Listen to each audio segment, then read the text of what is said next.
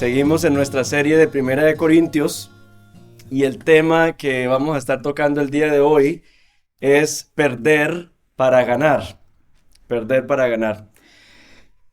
La mayoría de las movilizaciones y las protestas surgen porque alguien o un grupo considera que sus derechos están siendo vulnerados. Una de las más grandes protestas que hemos visto se dio en el 2020.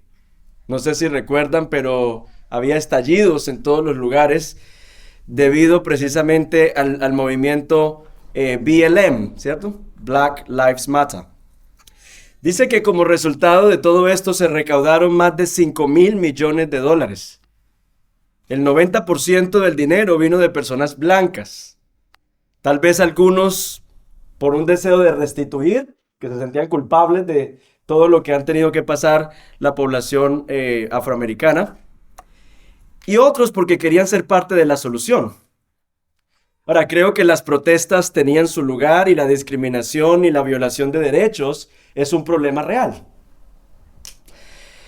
Pero el problema está en que siempre se suma nuestro pecado. Y nuestro pecado nos pone a nosotros en el centro, pidiendo, demandando, reclamando y casi siempre atropellando al otro. Un documental que salió hace poco trató de hacerle seguimiento al dinero que dio la gente, esos más de $5,000 millones, y se dieron cuenta que el dinero se convirtió en, BLM, Buying Luxurious Mansions. Se dedicaron a comprar mansiones lujosas para todas las personas que eran parte del movimiento y no necesariamente para beneficiar a la población afroamericana. Tenemos como sociedad una capacidad para perpetuar las mismas barbaridades contra las cuales protestamos. Y por eso es que nos encontramos en un callejón sin salida. No porque no tenemos derechos, sino porque lo hacemos siempre desde nuestra pecaminosidad, buscando no recibir, sino atropellar, acabar a los demás. Y Pablo, no sé si se dieron cuenta, pero una de las palabras que más se repite en este texto es derecho. Tengo derecho, renuncio a mi derecho. No, es la palabra derecho. Y Pablo aquí ha venido hablando en el capítulo anterior con respecto a los fuertes y a los débiles. Está hablando de algunas personas dentro de la comunidad que son débiles, que habían crecido en medio del sistema gentil, sacrificando la comida a los dioses, a los ídolos, y entonces les generaba un problema a ellos cuando veían a otros hermanos participando de comida que había sido antes sacrificada a los ídolos. Y Pablo le está hablando a algunos hermanos que están atropellando a los más débiles porque no están dispuestos a sacrificar su libertad por ellos, en amor a aquellos hermanos. Pablo, en este contexto de división, comienza este capítulo 9 que acabamos de leer, para reforzar e ilustrar el punto, dando su propio ejemplo. En otras palabras, eso que yo les estoy pidiendo a ustedes, que dejen a un lado por amor a los hermanos, no es algo que yo no he tenido que hacer en mi propia vida, es lo que prácticamente acabamos de leer. Y por eso Pablo comienza diciéndonos que él tiene derechos, pero elige renunciar a esos derechos por amor al evangelio. En estos primeros 14 versículos, que fue mucho texto, ¿cierto? Pobre César, le tocó leer todos estos textos. En todos estos versículos, Pablo comienza a enlistar los derechos que él ha tenido y a los cuales ha tenido que renunciar. Él dice, ustedes saben, yo soy apóstol, yo tengo derecho a recibir sustento de la iglesia por mi labor. Y comienza a dar algunos ejemplos. Los levitas en el templo vivían de las contribuciones del pueblo. Un soldado no va a la guerra a expensas de su propio dinero, sino que el gobierno que lo envía lo debe sustentar. El viñador está sembrando, pero espera de esa misma cosecha él recibir sustento, ¿cierto? Entonces él comienza a enlistar a través de todos estos ejemplos para mostrar de que es válido que él viva del evangelio. Sin embargo, Pablo dice, aunque yo tengo derecho a eso, estoy renunciando a mi derecho con el propósito de que esto no le sea obstáculo a ninguno. Prefiere ganarse la vida con su trabajo manual antes que alguien cuestione sus motivaciones o piense que él está tratando de sacarle provecho a la gente a través de su predicación. Por eso en el versículo 15 dice el pasaje: mas yo de nada de esto me he aprovechado, y no escribo esto para que así se haga conmigo, porque mejor me fuera morir que permitir que alguno me prive de esta gloria. En otra versión dice: yo jamás me he valido de ninguno de estos derechos. Y Pablo, la razón por la que puede renunciar a sus derechos como apóstol, aunque son legítimos, es porque él está persiguiendo una meta mayor. En el versículo 18 él dice: ¿cuál es entonces mi recompensa? Que al predicar el evangelio pueda ofrecerlo gratuitamente sin hacer pleno uso de mi derecho en el evangelio. Pablo, curiosamente, la iglesia de Corinto es una iglesia rica, porque está en una ciudad donde la gente va a hacer dinero. Es una ciudad donde la gente tiene los medios para sustentar el ministerio de Pablo. A los de Filipo, él les recibió la contribución. En Filipenses capítulo 4, él dice: gracias por la generosidad que ha permitido que yo pueda llevar a cabo el ministerio. Pero a los de Corinto, él se rehúsa el derecho de recibir el sustento de la iglesia, para que entonces esto no lo ponga a él en una posición en la que no pueda predicar el evangelio, y antes ellos se crean dueños de Pablo. Y entonces Pablo, por amor al evangelio y por amor a ellos, está diciendo: yo libremente estoy renunciando a estos derechos. No es una renuncia a los derechos obligatoriamente, sino desde la propia libertad está renunciando a sus derechos. Yo no estoy en contra de que la gente proteste, si es necesario hacerlo, por una injusticia. Pero el camino que nos muestra a nosotros el evangelio es el camino de la renuncia voluntaria por amor a los demás.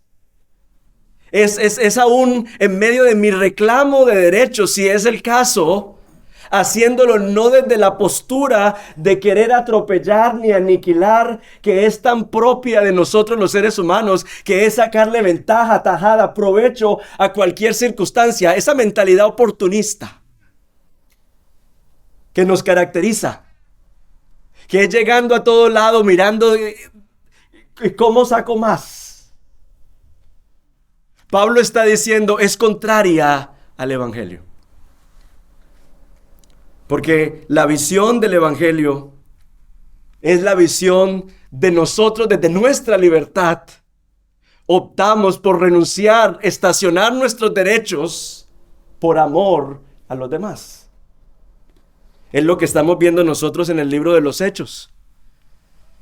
En medio de la persecución y en medio de la formación de la iglesia, hay gente en necesidad. ¿Qué están haciendo los hermanos? Los hermanos están vendiendo sus propiedades, una cosa que tal vez para nosotros es escandalosa, porque vivimos toda la vida para acumular y tener una casa. Pero los hermanos, en contra del espíritu de la época, están antes vendiendo sus propiedades, no obligatoriamente porque a nadie les da un sermón para que lo hagan, pero lo están haciendo motivados por el interés y el deseo de que los demás hermanos puedan estar bien. Renunciamos voluntariamente a nuestros derechos por amor, y es lo que nos está diciendo Pablo. El teólogo alemán Dietrich Bonhoeffer dijo alguna vez: la iglesia solo es iglesia cuando existe para los demás. Porque la naturaleza de la iglesia es darnos a los demás de manera sacrificial. La naturaleza de la iglesia es ir más allá de nosotros mismos.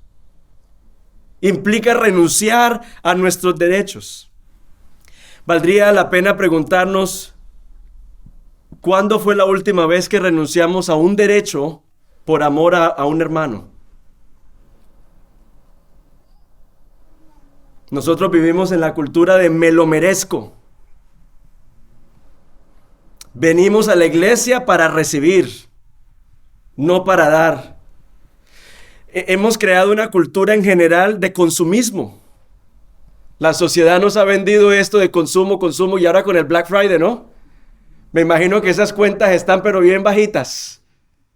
Que estamos a 60%, 40%, 50%, y dele, gaste, porque estamos en medio de una sociedad de consumo que nos impulsa el consumo.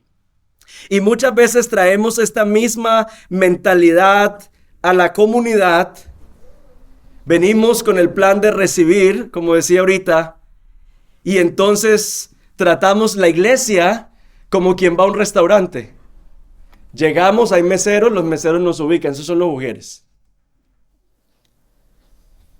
Hay música en el fondo, hay alabanza. Hay un plato fuerte, está la prédica. Y luego al final está el bill, las ofrendas.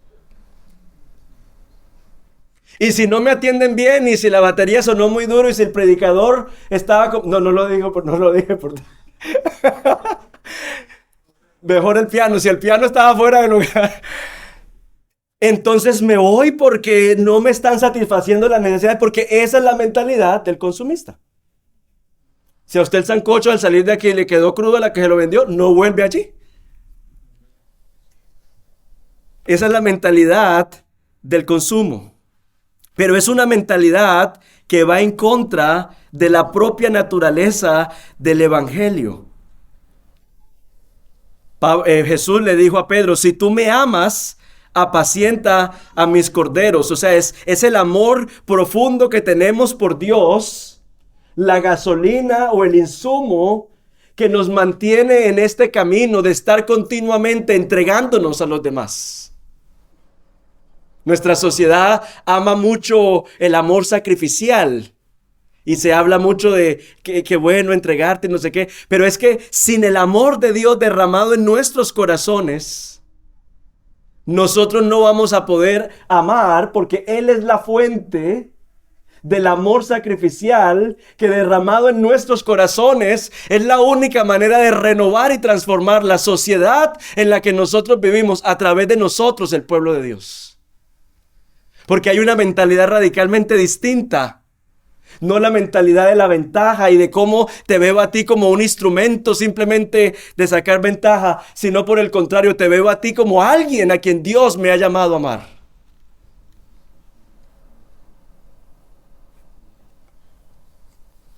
¿Y por qué yo? ¿Que lo haga otro? ¿Por qué me tengo que desacomodar para que otros se acomoden? Volvemos al tema del capítulo anterior. ¿Y por qué tengo yo que dejar de comer carne? Que madure.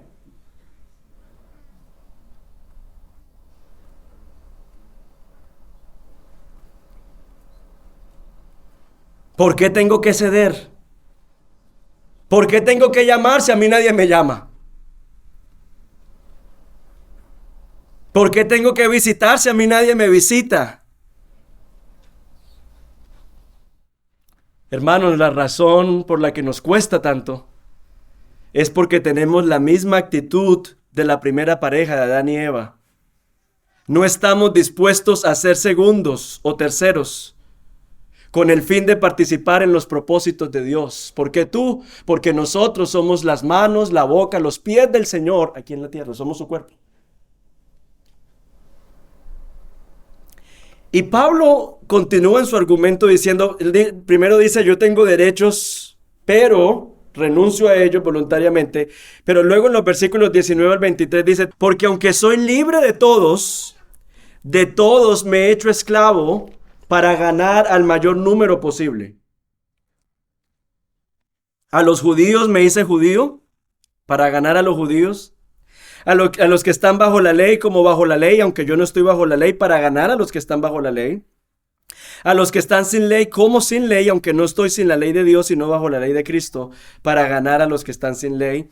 A los débiles me hice débil para ganar a los débiles. A todos me he hecho todo para que por todos los medios salve a algunos, y todo lo que hago por amor del evangelio para ser partícipe de él. Pablo entonces aquí comienza a hablar del tema de perder para ganar. Y él dice, bueno, decía un técnico de la selección colombiana llamado Maturana, perder es ganar un poco. O sea, la selección gana ganando y aún perdiendo aprendemos un poco. Siempre perdemos. Pablo está dispuesto a perder para ganar a todos los que sea posible, a los judíos, a los que están bajo la ley. Entonces Pablo asume un estilo de vida fiel a la Torá con el propósito de no serles estorbo, pero cuando evangeliza a los gentiles, abandona ese estilo de vida con el propósito de alcanzar a los que están sin ley. Pablo ha renunciado a sí mismo y en el versículo 19 se describe como un esclavo o siervo de todos para ganar a todos. Ahora, hay dos formas de ganar, ¿cierto? Está la manera en la que gana un boxeador, que es derrotando al otro, destruyendo al otro. La manera en la que gana un boxeador. O está la persona que gana porque participó en un sorteo y ganó el premio. Sencillamente ganó sin destruir a los demás. La manera en la que el mundo se acerca a ganar es en la imagen del boxeo. Es mirando tu desventaja y sacándole provecho. Pero lo que Pablo está hablando aquí es de la segunda manera de ganar. Es un privilegio. O sea, a menos de que usted y yo veamos el evangelio de Jesucristo como un privilegio, veamos el servir al Señor como un privilegio, veamos ser una extensión de su amor en este mundo quebrado como un privilegio, ninguno de nosotros va a poner a un lado sus derechos y lo va a ver como que está ganando, a menos de que nosotros veamos que es un privilegio participar en los propósitos de Dios. Pablo en Filipenses 4:1 llama a los creyentes mi corona. En 1 de Tesalonicenses 2:19 dice que los creyentes, los hermanos, son mi gozo, mi gloria y mi corona. Pablo tenía claro que su agenda era la agenda de Cristo. Que como cantábamos hace un rato, ¿qué cantábamos? Jesucristo basta. A veces cantamos eso, ¿cierto? De labios hacia afuera, pero no está verdaderamente anclado en nuestro corazón. Porque cuando uno dice Jesucristo basta, el Señor es el que sacia mi sed, el Señor es mi proveedor, el Señor es mi pastor, el Señor es mi pronto auxilio, el Señor es mi fortaleza, el Señor es el que tiene mi futuro en sus manos. Cuando yo estoy diciendo que Jesucristo basta, tengo mis ojos puestos en Él. Entonces todo lo demás de esta vida toma su lugar correcto. Son cosas temporales, son cosas pasajeras. ¿Qué es, por Dios, comer carne o no comer cuando es un hermano débil el que está en el medio? Cuando es una persona en una necesidad que sabe que yo sé que lo que yo estoy haciendo le está perjudicando, o que yo sé que está en un momento de tanta crisis que me necesita. Que es un momento de debilidad, que es un momento de desesperación. O no hemos pasado todos por momentos de desesperación en donde hemos deseado, necesitado que alguien estacione sus prioridades, estacione sus derechos, haga una pausa en su agenda, nos llame, ore por nosotros, se tome un café con nosotros. No hemos necesitado eso.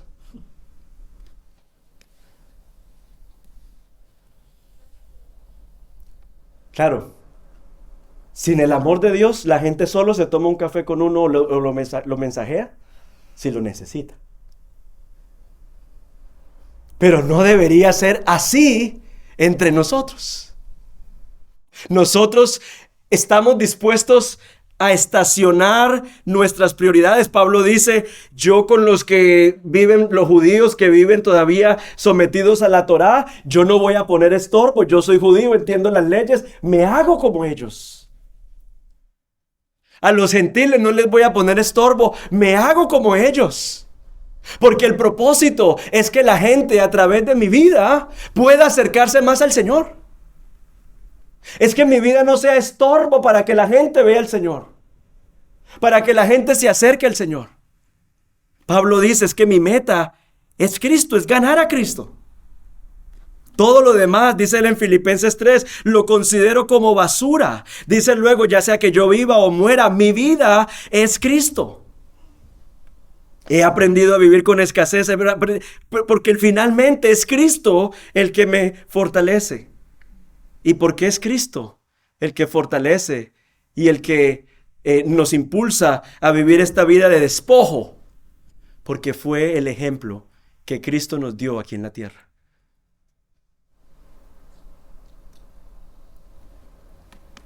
Desde la cuna hasta la cruz, Cristo nos demostró lo que es una vida de renuncia, de entrega y de despojo. Ese fue el ejemplo que nuestro Señor nos dio. Esas son las pisadas de Cristo, quien dice Pablo en Filipenses 2, no consideró sus privilegios al ser igual a Dios, al ser Dios, no se aferró a ellos para hacerse semejante a nosotros. Para el mundo en el que nosotros vivimos, renunciar es sinónimo de debilidad. Hacernos segundos para que Cristo sea primero. Yo menguar para que Cristo crezca. A los ojos del mundo es señal de debilidad.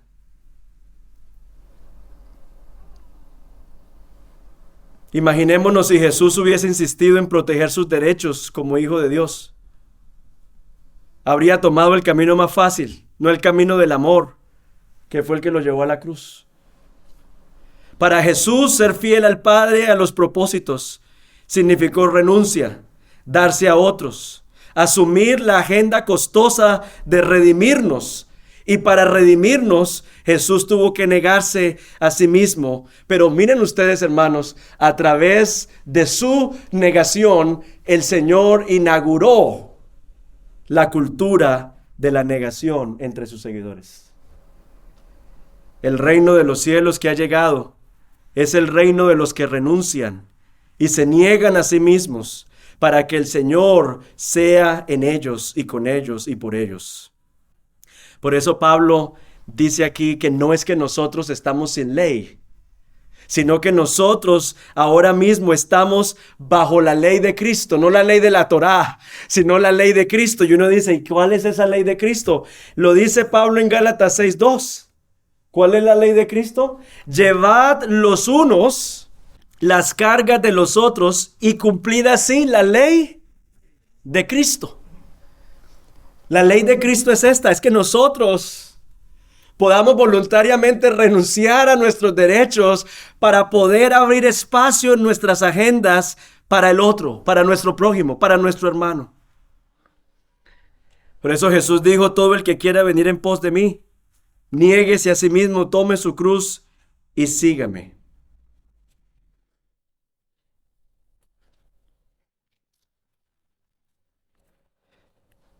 ¿Cómo sabemos si esto es real en nosotros? Bueno, cuando nuestra relación con Dios y con la familia de la fe está por encima de mis derechos individuales, cuando el bienestar de mis hermanos está por encima del bienestar individual, cuando por amor al otro, aunque me cueste, me niego a mí mismo con el fin de ganar a otro, de cuidar a otro, cuando estoy dispuesto a ser prudente con mis palabras y acciones, con tal de que la gente comprenda mejor el Evangelio y la obra de Cristo.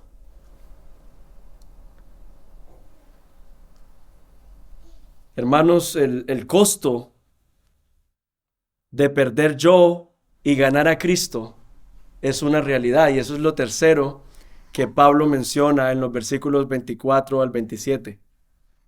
¿No sabéis que los que corren en el estadio, todos en verdad corren, pero solo uno obtiene el premio? Corred de tal modo que ganéis. Y todo el que compite en los juegos se abstiene de todo. Ellos lo hacen para recibir una corona corruptible, pero nosotros una incorruptible. Por tanto, yo de esta manera corro no como sin tener meta. De esta manera peleo no como dando golpes al aire, sino que golpeo mi cuerpo y lo hago mi esclavo, no sea que habiendo predicado a otros, yo mismo sea descalificado. Pablo entiende y comunica que negarnos a nosotros mismos no es soplar y hacer botellas. No ocurre de la noche a la mañana e implica un costo. Y aquí él usa el ejemplo del atleta, del boxeador, para ilustrar su punto. Específicamente vemos nosotros que habla aquí de la disciplina y habla aquí del sacrificio, porque miren que dice, yo golpeo mi cuerpo, lo hago mi esclavo. O sea, está hablando de negación, está hablando de sacrificio, está hablando de intencionalidad. Porque un atleta no es como nosotros, que en enero dice, este año voy a adelgazar. Y luego, si estamos en el computador, pasamos ese New Year's Resolution otra vez en enero del 2024. Porque la meta no se cumplió. No, el boxeador y el atleta vive con intencionalidad. No es que este año, no, yo voy al gimnasio, O sea, hay una intencionalidad en hacer esto. Porque la cultura de renuncia no es propia de nosotros. Entonces, así como el boxeador y como el atleta, tiene que haber una intencionalidad en poder hacerlo. Tiene que haber la disposición de nosotros sacrificar y someter nuestro cuerpo para poder entonces cumplir esta meta que el Señor tiene para nosotros. Y Pablo dice, y todo este sacrificio lo hace la gente para ganar una corona corruptible, para ganar un premio, para subir al podio unos minutos, que les tomen una foto y que puedan salir en redes sociales. Todo este esfuerzo es para ganar algo que es temporal, es lo que él está diciendo. Para un momento de gloria. Pero hermanos, nuestro trabajo en la obra del Señor, nuestra entrega por otros, es trascendente porque nuestra inversión está en personas que van a pasar la eternidad en algún lado. O sea, no es simplemente algo ensimismado, porque el que es atleta, el que es boxeador, lo está haciendo para su propia gloria.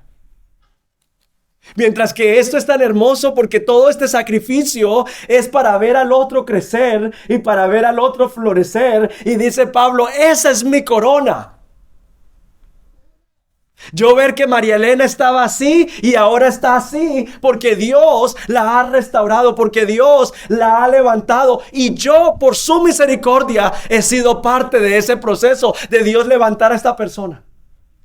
Esa es mi gloria, dice Pablo. Esa es mi corona. No que yo tenga 15,000 seguidores en redes sociales. Hemos perdido nuestra humanidad,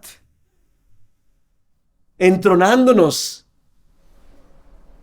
Y el Señor quiere a través de su Hijo restaurarnos para que podamos verdaderamente amar y servir a nuestro prójimo, que es lo único que va a renovar esta sociedad que está tan quebrada por el pecado. Pablo dice que se ha sacrificado por razón del Evangelio. Menciona el tema de una esposa. No sé si Pablo se negó a tener una esposa para tener mayor disponibilidad. El ministerio implica a veces dormir menos porque tenía que fabricar sus carpas para venderlas y así sostener su ministerio. Ser itinerante, dormir donde le caiga la noche, comer lo que le ofrezcan. Ese tipo de cosas que no todos estamos dispuestos a hacer. Soportar la cárcel, porque recuerden que la mayoría de las cartas fueron escritas desde la prisión. La soledad, guardar silencio y hablar cuando era necesario. Ese fue el costo del llamado de Pablo. Pero dice Pablo, sin ese costo no habría, 1 Corintios, no habría comunidad. Porque el reino de Dios avanza sobre el sacrificio de Jesús y sobre la base del sacrificio de nosotros.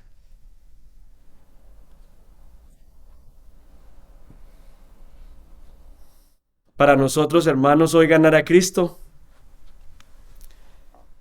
puede tener muchas implicaciones.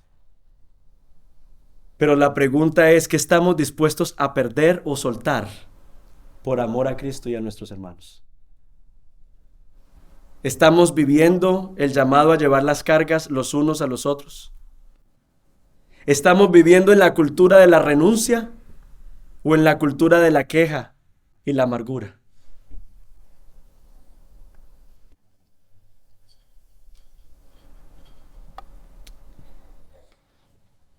La invitación, hermanos, es que hoy nos pongamos ante los pies de Cristo y le pidamos perdón al Señor por las veces que hemos antepuesto nuestros derechos por encima del bienestar del prójimo y la unidad del cuerpo de Cristo. Hermanos, y yo les animo a que hoy le pidamos al Señor que nos permita identificar un área en la que tú necesitas perder para ganar. Un área en la que tienes que sacrificar tu orgullo para tal vez enmendar las cosas con alguien. Tal vez significa soltar exigencias, las exigencias que no te permiten involucrarte en la iglesia, porque hasta que la iglesia no esté así, yo no voy a servir.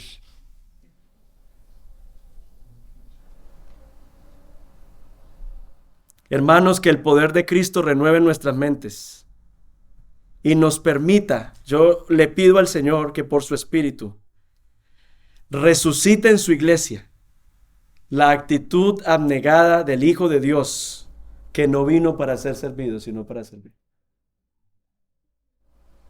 Porque eso es lo único. Una vida ensimismada lleva a la queja, a la falta de contentamiento. Pero una vida de servicio le da lugar a la gratitud. Es más bienaventurado dar que recibir. Y el Señor comienza a usarnos y a obrar de maneras que no entendemos. Porque es que ese es el llamado, esa es la ley de Cristo. Eso es lo que produce un gozo, aún en medio de la prisión, como le pasó a Pablo en muchas ocasiones. Hermanos, no es fácil. Esta comunidad existe porque Cristo se sacrificó por nosotros. Y esta comunidad existe por el sacrificio de muchos otros, incluyendo a los que estamos aquí. Que muchas veces también nos preguntamos, las preguntas que uno se hace, ¿cierto? Y vale la pena, yo podría estar mejor. Es una vida de renuncia a la que el Señor nos ha llamado. Porque a menos que el grano de trigo caiga en tierra y muera, llevará mucho fruto. No hay manera, hermanos, de ver la vida de Dios sin morir.